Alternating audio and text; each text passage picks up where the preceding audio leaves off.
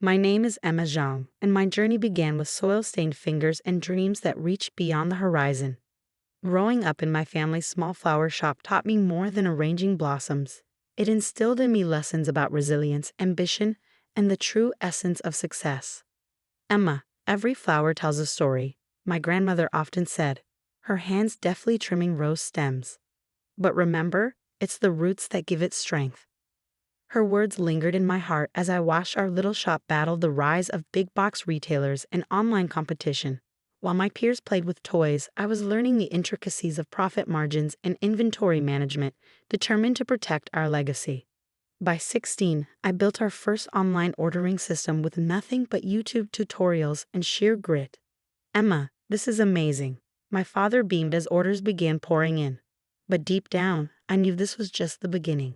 College offered new opportunities. Majoring in business and computer science, I created an AI-driven supply chain system tailored for perishable goods. What began as a solution for our shop soon garnered the interest of major retailers. Ms. Zhang, this is groundbreaking, my professor said, reviewing my thesis. By the time I graduated, my software was being piloted by Fortune 500 companies. That's when I met Michael. We crossed paths at a tech conference where I was presenting my software. Michael, representing his family's company, Brighton Enterprises, was intrigued. This is incredible, he said, his eyes lighting up. The possibilities are endless. Coffee turned into dinner, then into love. Michael's intelligence and humor won me over, but it wasn't long before I faced his family and the formidable Victoria Brighton. Victoria's imposing mansion loomed over me as I stepped inside for our first meeting. During dinner, she leaned in with a practiced smile. "And what is it that you do, Emma?" "I run a flower shop," I replied, omitting my role as a tech entrepreneur. I wanted her to see me for who I was, not what I had achieved. Her expression barely flickered, but the air grew colder. "How quaint," she said. From that moment, Victoria's subtle criticisms became a constant. She would make pointed comments at gatherings, reminding me, and everyone else, of my humble beginnings. Meanwhile, my company, Zhang Tech Solutions, flourished. We revolutionized supply chain management and expanded into new markets. Despite the success, I continued working at the flower shop 3 days a week. "Why do you still do this?" Michael asked one day as I arranged a wedding bouquet. "Because it grounds me," I said. "Success isn't just about climbing higher, it's about staying connected to your roots." Michael struggled to balance his family's opinions with our relationship. The tension deepened after our engagement. At every gathering, Victoria found new ways to highlight my quaint background. But when Brighton Enterprises began to falter, plagued by outdated systems and declining sales, I saw an opportunity. "Begin quietly acquiring Brighton stock," I instructed my CFO. The takeover was carefully orchestrated. By the time it was complete, I attended the Brighton family's annual Christmas party, ready to unveil the truth. "Emma, darling," Victoria called out, champagne in hand. "Tell us about your little shop. Supporting small businesses is so important." Laughter rippled through the room, but it stopped abruptly when Robert Chen, Brighton's CEO, entered. "Actually," Robert said, "Emma's business acumen is why I'm here tonight." Victoria froze. "What do you mean?" I stepped forward. "Robert is here to announce a major change." The room stilled as Robert continued. "As of last week, Zhang Tech Solutions acquired a controlling interest in Brighton Enterprises." Gasps filled the air. Victoria's champagne glass slipped from her hand, shattering on the floor. "That little shop," I said calmly, "helped me build Zhang Tech. And now, Brighton Enterprises is a subsidiary of my company." Michael turned to me, stunned. "Emma, why didn't you tell me?" "I tried," I said evenly, "but every time I started, you changed the subject or let your mother speak over me." Victoria's voice wavered. "You can't do this." Robert held up documentation. "It's already done. Zhang Tech's innovations are saving your company." "Your pilot programs," Victoria whispered. "The ones I rejected. That was your software." "Exactly," I said. "You saw the future and turned away. I didn't." For the first time, Victoria was silent, and as the room buzzed with murmurs, I realized that sometimes blooming where you're planted means shaking the very ground beneath you. "Yes," I said evenly, meeting Victoria's glare. I submitted the proposal through a subsidiary because I knew anything bearing my name would be dismissed outright. Your pride cost Brighton Enterprises millions in potential savings. The room buzzed with whispers, the kind that would ripple through charity galas and dinner parties for months. Victoria's perfectly curated social circle was witnessing a spectacle they'd never forget. Security will escort you to your office tomorrow to collect your personal belongings, I continued. Your severance package is generous, all things considered. Severance? Victoria's voice cracked, a faint tremor betraying her composure. You're firing me? The board made that decision unanimously, I replied. Your resistance to innovation and documented discriminatory management style left them no choice. Michael stepped between us, his expression pained. Emma, please, she's my mother. And for 2 years, I watched her belittle me while you stood by silently, I said, my voice steady. Now you can stand by as I rebuild something better from the ruins of her arrogance. Victoria's face turned crimson. You ungrateful little. Careful. Robert Chen interrupted smoothly, stepping forward. Anything you say could impact your severance. The air was stifling, heavy with the tension of dozens of eyes watching the drama unfold. Phones were discreetly recording. Socialites pretended not to eavesdrop, but no one missed a word. Michael, I said, softer now. I loved you. But during all those silent dinners and cruel remarks, I learned something. You never loved me enough to defend me. That's not fair, he protested weakly. Isn't it? 2 years, Michael. 2 years of watching her treat me like I was beneath her. Would you ever have stood up to her? His silence was louder than any answer. Victoria suddenly lunged forward, grabbing my arm. You can't do this to us. We're Brighton's. This company is our legacy. Security appeared instantly, prying her hand away with firm but polite efficiency. Your legacy, I said quietly, was built on pride and prejudice. Mine will be built on progress and respect. As Victoria was led away, still protesting, I turned to the room. Please enjoy the rest of your evening. Brighton Enterprises begins a new chapter tomorrow. Robert raised his glass with a small smile.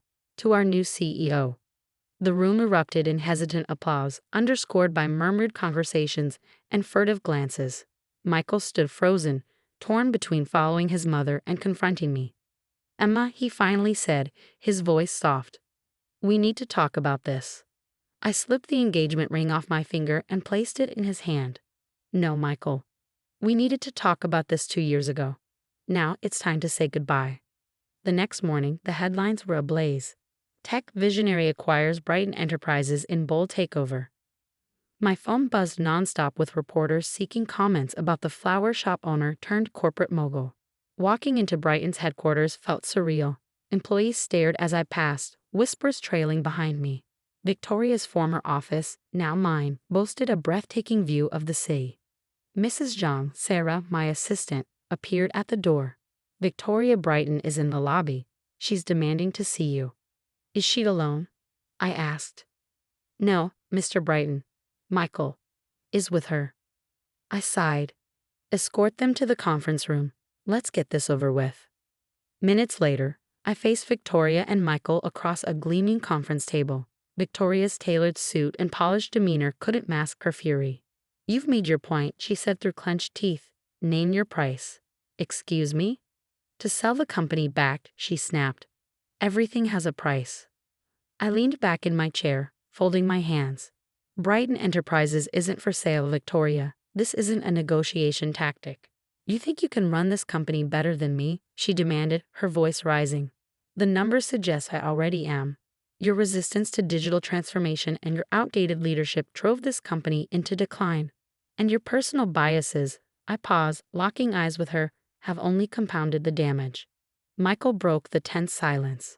Emma, please. This is our family's legacy. And you squandered it, I said firmly.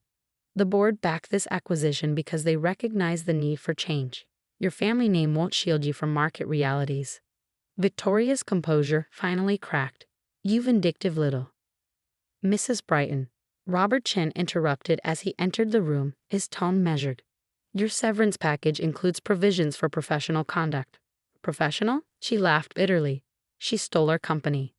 I purchased it legally, I said coolly. Your mismanagement made that possible. Now, shall we discuss the transition professionally, Or will security need to intervene again? Mikkel reached for my hand across the table. Emma, what about us? I pulled my hand away.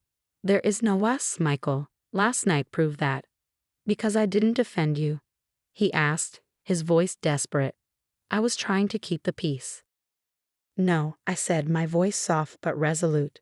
You were avoiding conflict, just like you always have. Victoria stood abruptly, her chair scraping loudly against the floor. This isn't over.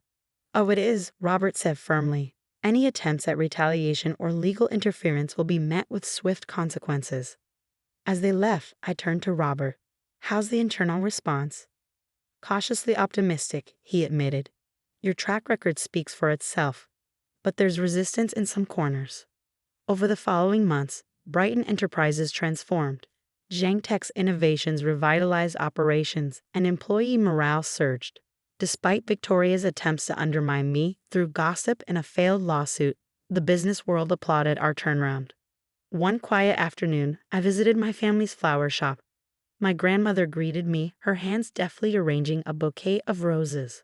I've been reading about you, she said with a knowing smile. Are you happy, Emma? I touched one of the soft petals, thinking of all that had happened. I'm proud. That's different from happy, isn't it? She nodded. Your roots made you strong. Just remember, even the tallest tree needs to bend with the wind sometimes. Are you telling me to show mercy? She smiled gently. I'm saying true strength lies in how you handle victory, not just how you win. Her words stayed with me. Perhaps it was time to wield my power differently. 1 year after the takeover, I sat in my office, skimming the latest quarterly reports. Zhang Brighton Innovation had surpassed every expectation. Our stock price had tripled, and employee satisfaction was at an all-time high. My phone buzzed with a message from Robert. Victoria Brighton is here. Says it's important. I paused, fingers hovering over the keyboard, before typing back, send her up.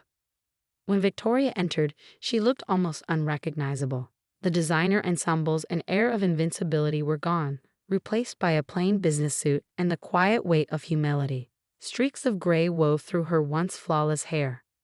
Thank you for seeing me, she said, her voice subdued as she took a seat. What can I do for you, Victoria? She placed a neatly organized folder on my desk. These are the documents you requested, proof that I've completed the corporate ethics and diversity training programs. I glanced at the folder and nodded. After the lawsuit, her completion of those programs had been a condition for any future dialogue between us. And, I prompted, watching her carefully. And she hesitated, her composure faltering. You were right. About everything. I let my biases blind me to progress. I treated you, poorly because of my own insecurities. I leaned back in my chair, studying her. What brought about this realization? Losing everything, she admitted, her voice quiet.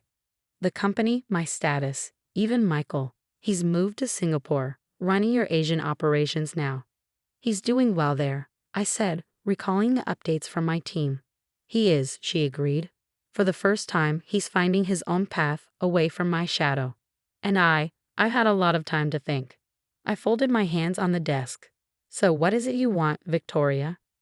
A chance, she said simply. Not to lead. I know that's not possible anymore. But to contribute, to learn, to make amends. I pulled up her early career records on my laptop, scrolling through the highlights. Before you became COO, you were quite innovative, I noted. Your customer service protocols were groundbreaking for their time. A flicker of hope lit her eyes. I'm launching a new division, I continued. Customer Experience Innovation. It's a hybrid of tradition and modern technology, and it needs someone who understands both. The position reports to Robert, not me. Her expression wavered between surprise and disbelief. You trust me? After everything? Trust is earned, I replied. This is your opportunity to earn it. You'll start at an entry-level salary, with promotions based on performance, not your name. She nodded slowly, her voice steady. I understand, and thank you. As she stood to leave, I added, Victoria. The flower shop still opens 3 days a week. My grandmother would be happy to teach you a thing or two about roots and growth. For the first time, a genuine smile crossed her face. I'd like that. The news of Victoria's return caused ripples throughout the company. Skepticism was high, But as the weeks passed, her diligence spoke louder than her name. Employees began to see what I had: a sharp mind buried under layers of prejudice and pride, now slowly resurfacing. Michael called me shortly after hearing the news. "That was unexpected," he said cautiously. "Sometimes the best revenge is offering someone the chance to grow," I replied. "I miss you," he admitted after a pause. "I miss who we could have been," I said gently, "but we're where we need to be now." A few months later, I found Victoria working late in the office, poring over customer feedback data. Her glasses perched on her nose, she barely looked up as I entered. "I've been thinking," she said, gesturing to the data, "if we integrate behavioral psychology with your AI systems." I smiled, recognizing the spark of innovation in her eyes. "Go on." That night, driving home, I stopped by the flower shop. The air was fragrant with the scent of freshly arranged bouquets. My grandmother was locking up, her hands stained with petals and pollen. "How's Victoria doing?" she asked, setting a vase in the window. "She's growing," I said with a small smile. "Like you always said, it's all about the roots." My grandmother nodded knowingly. "And you? Are you happy now?" I glanced around the shop where my dreams began, then thought of the empire I had built and the bridges I was learning to mend. "Yes," I replied softly, "not because of success, but because I've stayed true to myself, a flower shop owner who dreamed bigger than her garden." The next morning, headlines announced Zhang Brighton Innovation's latest breakthrough in retail technology. Beneath that, a smaller article read, "Local flower shop celebrates 40 years, a story of roots and growth."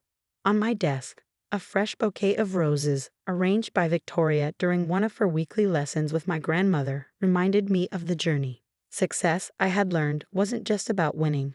It was about planting new seeds and nurturing them to grow. From my office window, I could see the city skyline, our corporate headquarters, and the tiny flower shop where it all began. Different worlds, bound together by determination, innovation, and the courage to grow beyond expectations. And me? I still arrange flowers 3 days a week, because no matter how far you grow, some roots are worth keeping.